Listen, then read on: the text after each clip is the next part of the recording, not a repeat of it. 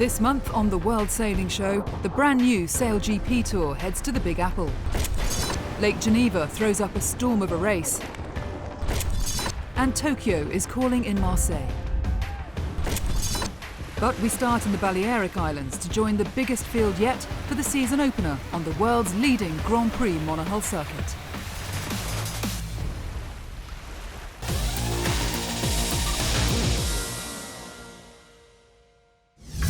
In the world of marginal gains, there are few harder-won seconds per mile than in the TP52 class. They're the most refined monohulls racing the world circuits today. Designers working to develop marginal gains, the latest generation of boats, different but barely distinguishable from the new ones of the previous year. With that in mind, the first event of the 2019 52 Super Series Tour was eagerly awaited. A fleet of 11 boats in Menorca for the season opener, 7 of them new last year, just one launching for the first time in 2019. And it was the débutant Brunello-Sets that blazed off the start line in race 1 and took a first mark lead. The boat from Russia had the class of 2018 worried that designers, boat-in partners, had found something special as the new boat led at every turn to take the race by a comfortable margin. The glory proved short-lived though, and before long, the team sailing Azura were on top just before the regatta halfway stage.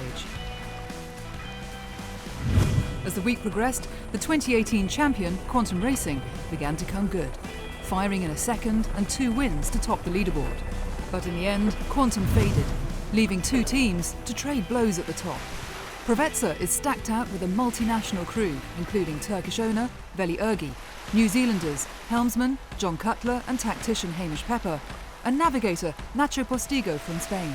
But they were up against the might of the German platoon, with owner-driver Harm Muller-Spreer surrounded by a cast of Olympic, America's Cup and Volvo Ocean Race winners, including American tactician John Kostecki and British navigator Jules Salter. The 2 boats went into the final race with just 2 points between them. Finish within 2 places of platoon, and Preveza would be crowned champions. But it didn't play out that way. Platoon led off the start line and cruised away to a comfortable lead. Behind them, the Maths was playing against the Turkish as they struggled back in 6th. At each turn, the Turks climbed through the fleet, and as Platoon stormed the finish line to win, the German team were looking anxiously back to see if they'd done enough. They had. Preveza were 4 seconds out of the 3rd place that would have given them the title. So, first victory of the new season to Harm Muller-Spreer and his team. While the Germans were celebrating at the top of the podium, Brunello-Sets' 5th place finish on their debut was more than satisfying for owner Vladimir Lubomirov. I'm in very good mood, I'm happy. Of course, yesterday we were not so good, we did 10th, but first race was first. It means we have good potential, and I'm absolutely sure in the end of the season we will be in first half.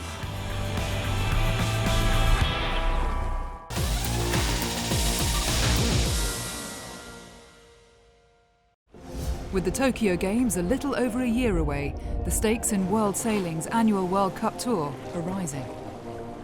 This is the competition that brings together returning medalists, new Olympic hopefuls, and the big players across the 10 Olympic classes. They'd be racing in Japan, USA and Italy before arriving for the final in Marseille, where winners will be crowned and progress to the Tokyo test event, while those who fall short will head back to the drawing board to reset campaigns and work on improvements. And the southern French venue is of particular additional interest. It will be the location for sailing in 2024. We are at the Hempel World Sailing Series, and it's a final, so it's very important for us to be here. And also it's the Olympic venue in 2024, so it's really important for us to be here. With many nations bringing full-strength squads, the big names were out in force in 8 of the 10 Olympic classes. Add 20 entrants from the new crowd-pleasing kite community that's set to join the Games in 2024, and nearly 500 sailors were in town. The kites look spectacular in the breeze, and while they won't be appearing at Tokyo, this foiling balancing act is becoming an established fixture of the Olympic circuit. In the 470 class, the Aussie pairing of Matt Belcher and Will Ryan made it 3 World Cup title wins on the bounce, their domination underlined by the fact that they had it wrapped up before the final medal race. To come away with the title is pretty cool, particularly to defend it over the last couple of years. We love Marseille. Been pretty challenging conditions, but it's put us in a good position coming into the World Championships in about 6 weeks' time. Over on the women's race, Rio gold medalist Hannah Mills was sailing with Ailey McIntyre and went into the medal race with a 1-point lead over the French crew. But they couldn't hold them back and gifted top spot on the podium to Camille Leconte and Aloïse Retornaz. We had to do match racing with British girls, so it was really exciting and we had to keep an eye on them during all the race. It was very intense and a lot of fun. Big winds and waves always make for entertainment in the 49er fleets, and there was plenty to gasp at midweek when the Balletic 49er and 49er FX teams were in full survival mode. It played into the hands of the Spanish Alonso brothers, who had it all wrapped up before the medal race, which turned out to be a much lighter affair. And with the reigning Rio champions missing from the women's fleet, France were on top form again on home waters to add a second gold medal performance to Lecointre and Retornaz's victory in the 470 class. This is the first one for us. we didn't have any podium at the moment, so it's very a good thing, and also because it's at home, so it's nice. The chance to race on Japanese waters for the laser and laser radial class ruled the big names out of the World Cup final as boats and sailors were preparing to travel east. And with the Finn Europeans winding up just ahead of Marseille, the men's single-hander was also missing the reigning Olympic champion, Giles Scott. In contrast, both of the windsurfers were fully subscribed and providing the spectacle. 2 Italians, Mattia Camboni and Danielle Benedetti, topped the podium in the men's RSX. Dutch woman Lilian de Gus jetted to victory and the top step in the women's. Since the addition of foils, the Nacra 17 mixed multi-hull has always provided entertainment. Add the midweek Marseille conditions, and just getting around the track was the first mission. Helmets obligatory in the feisty catamaran. Again, the big scary moments all took place early on in the week, and by the time the medal race came around, the beasts had been tamed, and again it was Italy on top before the medal race had even started. Vittorio Bissaro and Maëlle Frascari scored the gold, with defending Rio champion Santiago Lange struggling for 5th. It's very sweet to have this gold medal here in the World Series in Marseille, because I really feel this place. I felt this place this week, me and Vito, the conditions, everything. There was a good feeling between us and we got Marseille. The Nacra victory was enough to give the Italians top nation status as national squads head next to the Olympic test event in Enoshima, Japan this summer. The final World Cup leaderboard was notable for some interesting new names alongside the reliable multi-medal performers. A sign of things to come?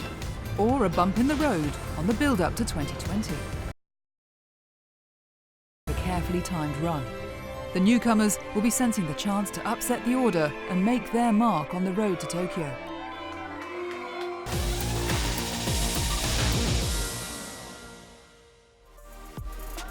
Since it began back in 1939, Switzerland's Bol D'or Mirabaud has grown into one of the most celebrated inland lake regattas. This year's race attracting 453 boats to Lake Geneva for the 123-kilometre race from Geneva to Le Bouveret and back again, a long day out on the lake. The fleet was greeted with sunshine and a light southwesterly breeze as they lined up for the mid-morning start of the 81st edition. But the Swiss Met Office were predicting a violent storm later in the day that would have spectacular consequences for those on the lake. Sure enough, at 5 p.m. local time, the storm hit and all hell broke loose. The wind blowing at nearly 50 knots, visibility reduced to 100 metres, and waves battering the fleet for well over half an hour. Safety crews did their best to look after those on the water. Even so, numerous competitors lost their masts, while elsewhere, sailors fell overboard and several boats either capsized or sank. Less than 200 boats made it to the finish. Despite the chaos on the lake, as the wind almost shut off late in the day, Donatella Bertorelli's Lady Cat, skippered by Jan Guichard, led the decimated fleet home to a victory in 10 hours and 36 minutes to win an extraordinary edition of the Bol D'or.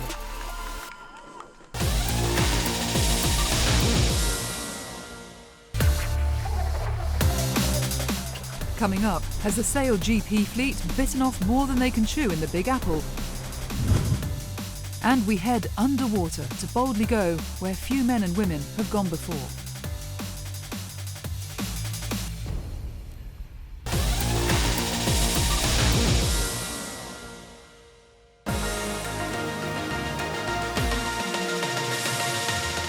Welcome back.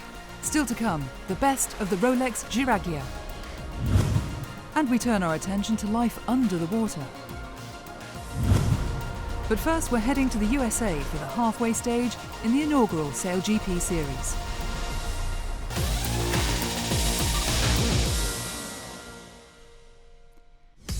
New York provides a stunning backdrop for a sailing contest. But the question, as SailGP rolled into town for the third of 5 events, was whether the weather would provide the racetrack that would enable the cream to rise to the top. When the America's Cup World Series had come to the Big Apple in the build-up to the 2017 event, the racing was challenging. So it was a relief to find the wind in town for SailGP and the prospect of foiling at 40 knots. The first spectacular moment wasn't long in coming either, as the wind spiked down from the New Jersey shoreline. The British were caught out and flipped onto their side just minutes before the first race. It put them out of the game for the whole day. We were just heading downwind, having done some nice jibes, and got hit by a 37-knot gust apparently on the box and struggled to control it, and then ultimately ended up down the mine and in the drink. Normal service on the racetrack was resumed as Japan, helmed by Nathan Outteridge, and Tom Slingsby's Australia duked it out for the lead, with Slingsby winning the opening duel. Outteridge levelled the score in race 2 and then went on to win race 3, giving Japan the overnight lead from Australia, who've won both events held so far. The best part about today was it was actually a lot of fun on board. It was quite scary at times. It was kind of not really an ideal racetrack, but we had a good time and happy with the results. We saw what happened to Team GB, and we didn't want that to happen to us. So we had a good day, a first, a second. We're happy with that, and we're in the hunt tomorrow. Day 2, and 2 final fleet races before a match race shootout between the top 2 boats for the event win. Slingsby had his chance when he took the lead on the first downwind, but couldn't hold on to it, and Japan sailed by. The Japan-Australia 1-2 was enough to ensure that this would be the matchup for the final, with 1 fleet race to sail. That provided a chance for Team USA to give the home crowd something to celebrate as they claimed victory in race 5. But at the midpoint of the season, where the winner will pocket $1 million cash prize, the final would see Australia take on Japan for the 3rd SailGP event in a row. Slingsby seized the advantage in the pre-start by getting onto his rival's tail, but went in too hard, nearly collided, and collected a penalty off the start line, meaning he had to let the Japanese past and into a 1 boat length lead. Would that be enough for Outteridge? Possibly in open water, true wind sailing, but in the gusty, current-flowed waters of the Hudson River, no lead is ever safe. And seconds later, Slingsby was back in the lead. But that lead wasn't safe either. In the search for pressure, Australia sailed into calms, while Japan found the gusts and sailed past and away into the distance. Celebrations for Japan, and an important win in the dash for the cash.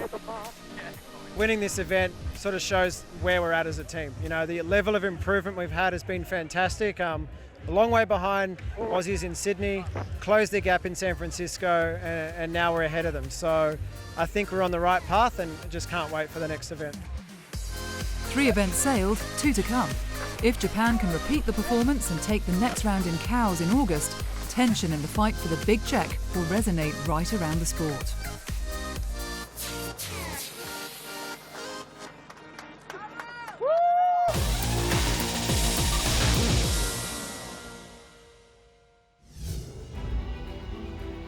In a first for the World Sailing Show, we turn our attention to life under the water now, and a sustainability project addressing the crisis facing our planet. The ocean is the source of half the oxygen we breathe, the sink for much of the carbon dioxide, scientific consensus calls for the protection of 30% of the world's oceans by 2030.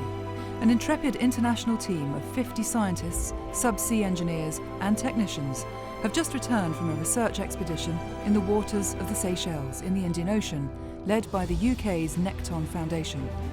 Nekton's mission is to explore and protect the deep ocean, the last great unknown frontier on our planet. Our mission here in Seychelles is to undertake at least 50 first descents into this unknown territory and try and gather the actionable data that they need to help inform the protection of 30% of their entire ocean territory.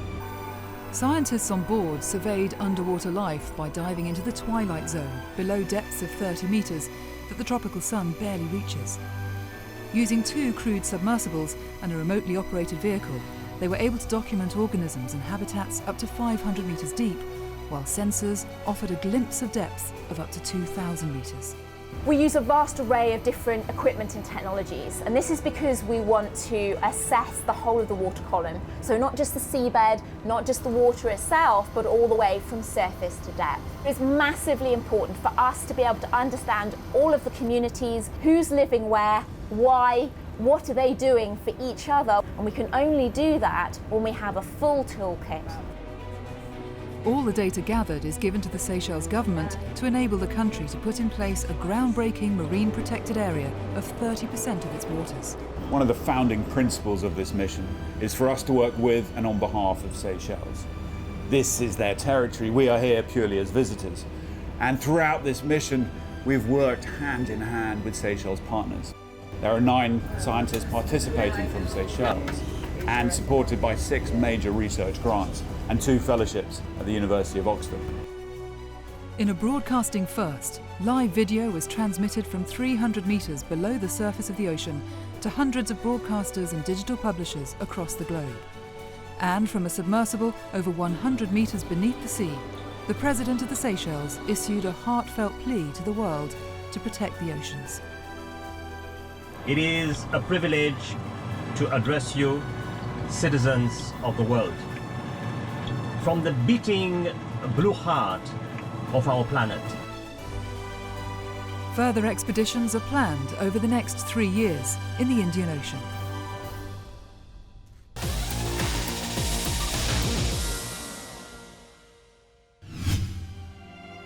There is probably no name more synonymous with the world of Grand Prix sailing than Lowell North, who died in June, aged 89. North's eponymous sailmaking company has been an innovative and dominant force for the last 30 years, pioneering moulded sails as well as being ubiquitous across the world's inshore and offshore racing fleets. North won 2 Olympic medals, bronze in Tokyo in 1964 and gold in Mexico 4 years later. They called him the Pope, and his powerful influence is still felt around the world today. A couple of months ago, the covers were taken off the new French ultime multi-hull Sodebo. Now the beast is sailing, and skipper Thomas Coville and his crew are shaking down the 105-foot machine that he's hoping will take him on record-breaking laps of the planet. The fully crewed record stands at just under 41 days, the solo record at just over 42. The latest iteration of Sodebo is quite different, most notably in the main control area, which is right in front of the mast. It's the result of the fact that masts on these big boats are creeping further and further back. In an effort to reduce the tendency to push the front of the boat down into the waves, allowing the crew to pile on more sail and maximise the conversion of power to speed. The new design also has daggerboard foils on each outer hull and T-foils on the rudder, which Coville hopes will speed up the ride as the boat lifts clear of the water. Coville set a solo record of 49 days back in 2016. That was beaten when another Frenchman, François Gabard, took 6 days off it in 2017. Is this the machine to break the 40-day barrier and set a new outright time?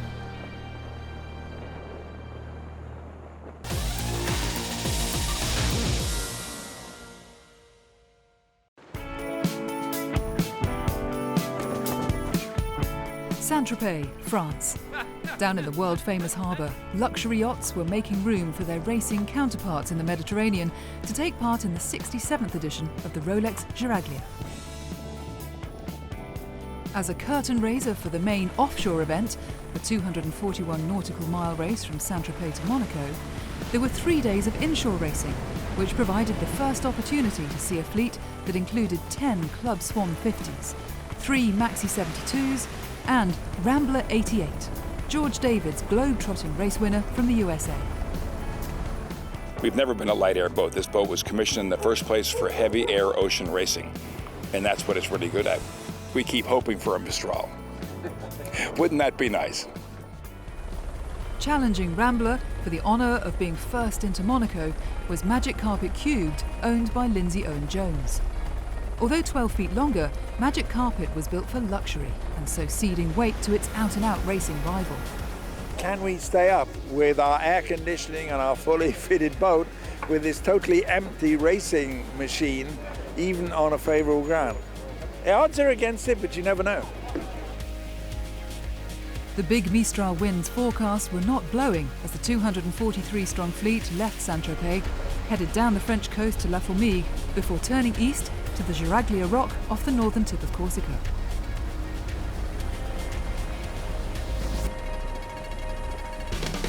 No one had come within 9 hours of breaking the course record since it was set in 2012. But a new record looked possible as the Mistral arrived, blowing through the Med at winds of up to 30 knots. Rambler rounded Giraglia Rock first, followed by Magic Carpet, with German legend Jochen Schumann at the helm and Alex Shearer's Maxi 72, Carol Ila R. The boats then turned northwest and headed back across the Ligurian Sea towards the finish line off Monaco. Modifications over the winter had helped the Rambler team reduce weight by 1.5 tons, with the objective of making the boat more competitive in lighter airs. And as the wind died down, that work proved invaluable, helping Rambler stay out in front despite a late charge by Magic Carpet. Rambler finally crossed the finish line off Monaco to claim line honours victory in a time of 16 hours and 35 seconds, an agonising 60 minutes outside the Giraglia course record. People always say this is a slow race with low to no wind, but that was not the case this time. We had a pretty wonderful ride all the way down to Giraglia and then even around the corner and back up here until maybe 10 miles from the finish, and then the breeze shut off. And we sat there for an hour. That's sailboat racing. Thank you.